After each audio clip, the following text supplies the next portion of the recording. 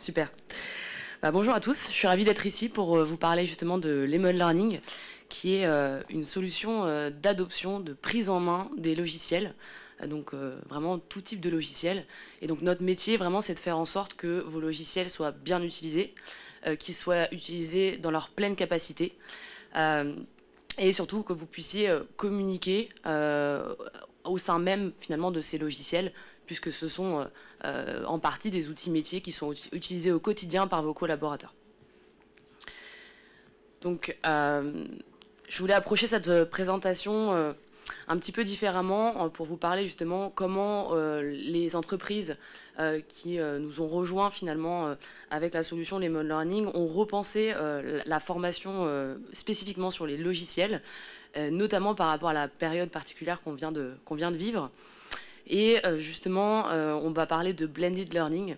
Alors avant, le mot blended learning était utilisé pour parler de manière de formation un petit peu hybride entre différents types de formations, mais on ne parlait pas encore des formations typiquement d'adoption avec de l'adoption logicielle directement dans les logiciels. Et donc justement, c'est ça que j'aimerais vous expliquer un petit peu aujourd'hui. Donc pour revenir un petit peu sur Lemon Learning, donc pour ceux qui ne connaissent pas très bien ce qu'on fait, nous, en fait, on favorise l'adoption dans les outils. C'est-à-dire qu'à la place de faire des tutos, des PDF, des modes opératoires, nous, on va être directement intégré dans les applications pour que l'utilisateur soit guidé dans le logiciel. Et donc, justement, avant... et même avant la pandémie, on avait différents types de formations pour former les collaborateurs au logiciel.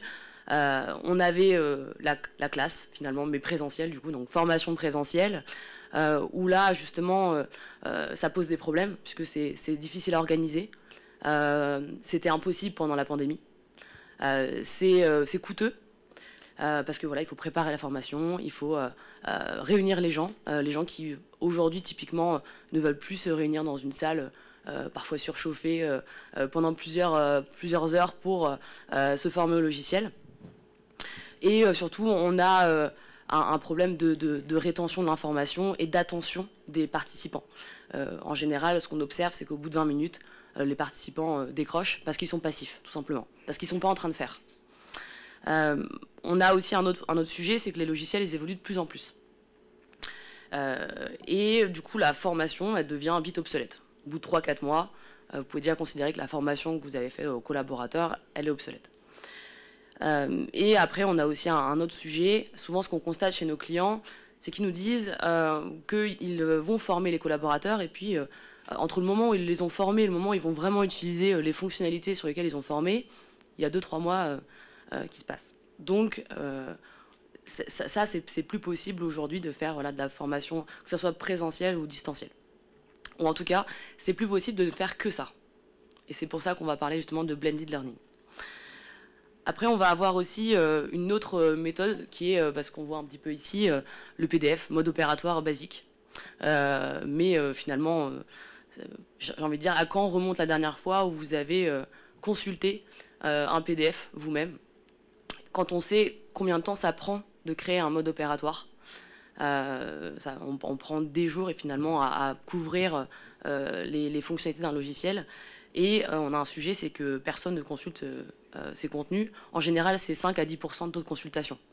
Parce que ces contenus, il faut les trouver déjà. Il faut savoir qu'ils existent, il faut les trouver. Et puis après, il faut avoir le courage d'aller farfouiller dans cette documentation. Et puis de trouver la réponse à son besoin. Et après, on a la conséquence logique, le helpdesk. Donc, ce qu'on peut appeler finalement le support, qui est aujourd'hui réalisé par les référents métiers, ou bien la formation, ou bien le support côté DSI, donc support de niveau 1. Mais ça pose aussi des problèmes, beaucoup d'insatisfaction, de l'attente aussi, de la frustration. Et pendant la pandémie, il y a eu beaucoup plus de sollicitations qu'avant, puisque les gens étaient livrés à eux-mêmes devant leur poste, sans forcément avoir eu de formation. Je pense notamment, on a eu beaucoup de demandes sur le déploiement des outils collaboratifs, Microsoft Teams, qui s'est mis en place très rapidement, de manière forcée, et où les collaborateurs se sont retrouvés un peu livrés à eux-mêmes. Donc au début, on a eu beaucoup de demandes justement sur ces sujets-là. Et donc avec la méthode du learning by doing, il y a 2 gros impacts. Le premier, c'est qu'on va augmenter les taux de consultation. On va atteindre les 90-95%, puisqu'on est directement dans le logiciel. Et on va aussi augmenter la rétention de l'apprenant. Donc l'apprenant, quand il est en train de faire, il retient beaucoup plus facilement l'information. Il va justement pouvoir refaire potentiellement la même action le lendemain sans forcément être guidé avec les mode learning. Et ça, c'est complètement impossible aujourd'hui de reproduire ce comportement si on est passif lors de la formation. Pour du coup situer un petit peu qui on est, les mode learning, on est leader sur le marché français. On travaille essentiellement avec des grands groupes. Aujourd'hui, on a à peu près 120 clients. Donc ça va de l'ETI jusqu'aux grands groupes.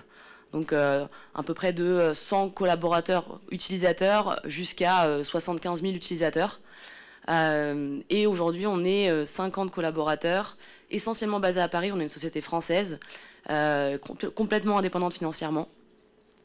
Justement, on a aussi un historique puisqu'on a été créé en 2014 et on a réalisé énormément de projets sur différents types d'applications.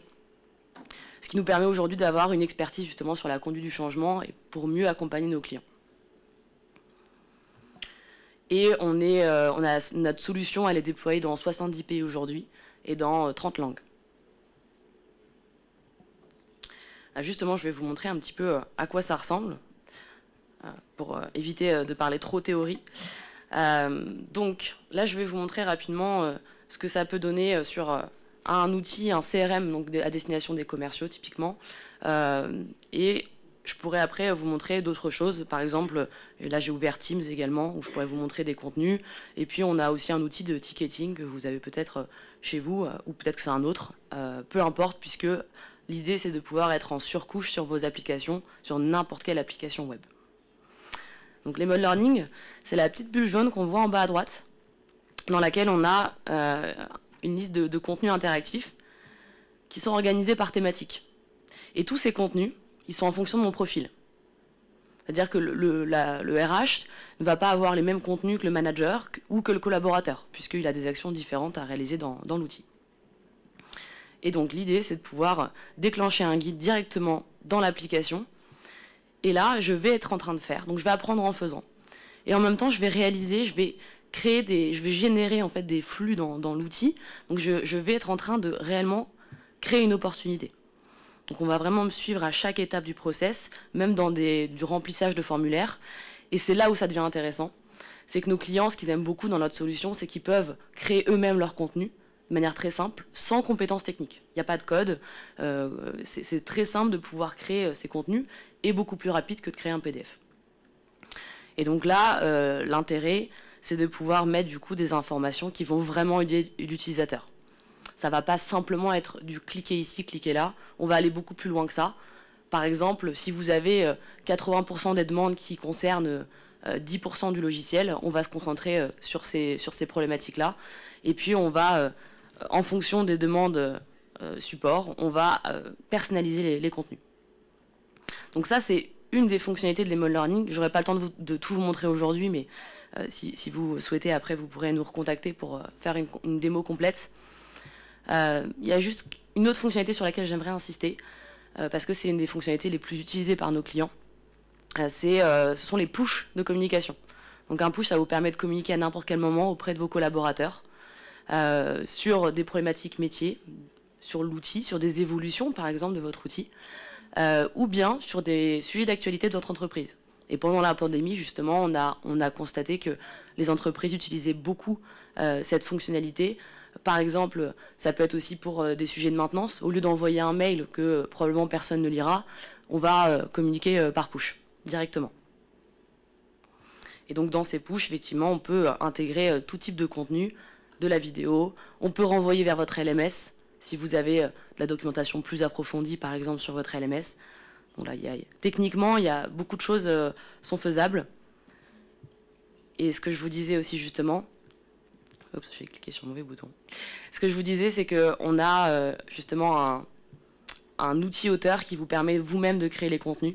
Donc on pourra vous former très rapidement, en quelques heures, à prendre en main cette solution. Et vous pourrez venir créer vos propres bulles voilà, en vous baladant sur la page, vous verrez apparaître les boutons et puis vous pourrez personnaliser, comme je le fais actuellement. Voilà, vous pourrez personnaliser vos contenus interactifs. Donc en quelques secondes, vous serez, vous serez capable en fait, de créer quelques étapes d'un guide. Et demain, quand votre outil évolue, parce que ça évolue les outils aujourd'hui, vous pourrez aller recibler, aller changer le texte pour l'adapter. Voilà. Donc cet apprentissage par la pratique va vraiment nous permettre d'avoir un ROI important. 5 minutes? Ok. C'est 15 minutes au total, donc 5 minutes. Il me reste 5 minutes. Avec les questions? Ok, ça marche. Merci. Voilà. Donc du coup, je vais pouvoir enchaîner rapidement. Donc la solution aujourd'hui, elle est compatible avec toutes les applications web. Donc ici, j'ai mis quelques exemples, notamment des exemples sur des SIRH. Aujourd'hui, les outils sur les projets sur les outils RH représentent à peu près 40% de nos projets. Parce qu'on s'adresse à des populations différentes, on ne va pas former de la même manière un manager et un collaborateur. On va pas, peut-être que justement avec le blended learning, on va former plus intensément des personnes pour qui c'est un outil métier, où ça peut être critique justement, et peut-être que le reste des collaborateurs pourra simplement être accompagné avec les Lemon Learning, sans formation initiale. Et c'est finalement c'est la même chose qu'on applique sur des outils achats où on a les acheteurs qui vont être formés de manière intense au début en formation initiale, et on va mettre les Lemon Learning pour le reste des collaborateurs qui peut-être se connecteront 4 fois, 5 fois par an, et qui là, eux, ont besoin encore plus de Lemon Learning, parce qu'on ne va pas les réunir pour les former, ou leur demander d'apprendre par cœur un process. Je vais m'arrêter là pour savoir déjà s'il y a des questions, et sinon j'aurai des cas clients peut-être à vous montrer.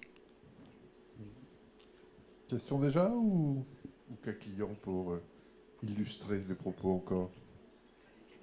Cas client, je crois. Ça marche. Bon, juste avant ça, on parlait de ROI tout à l'heure. L'idée, c'est qu'on va regarder, après avoir implémenté les Lemon Learning, l'impact, donc notamment sur le taux d'utilisation de votre outil, sur la satisfaction des utilisateurs finaux, sur le nombre de demandes au support et le nombre de demandes de formation. Et on a aussi un autre enjeu, c'est la qualité des données saisies.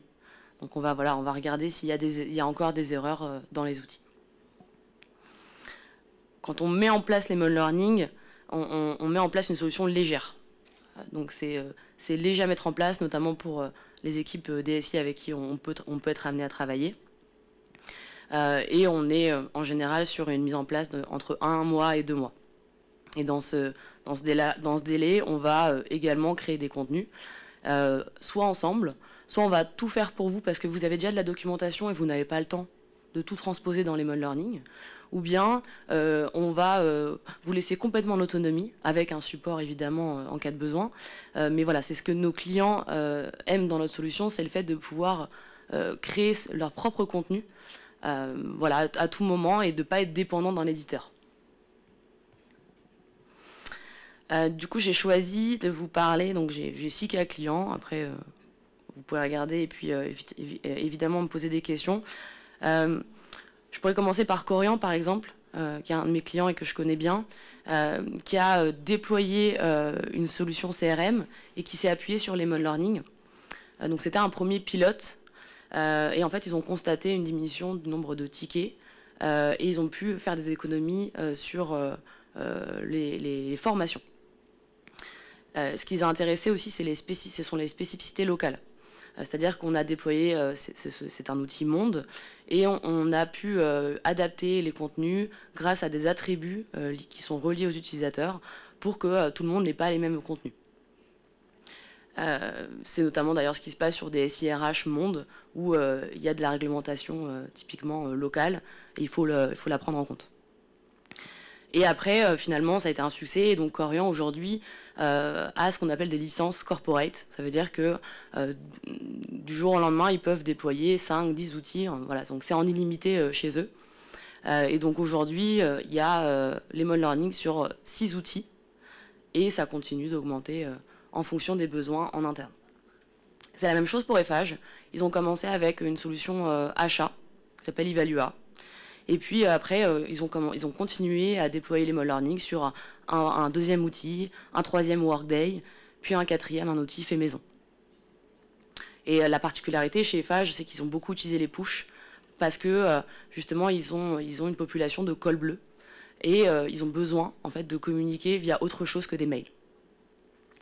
Et Eiffage, justement, est un des clients où on a des projets en beaucoup de langues, ici 25 langues. C'est le cas également pour Stellantis, c'est le cas pour Corian, et d'autres, évidemment, comme Hermès, où on a également le périmètre Chine. Et Hermès, pareil, sont également sur d'autres applications. Ils ne se sont pas arrêtés à la première application. Donc c'est vraiment typique de l'Emol Learning. C'est que quand un client démarre avec nous, il va après déployer l'Emol Learning massivement sur toutes ces applications qui sont éligibles et puis sur lesquelles il y a un besoin. Bah, super.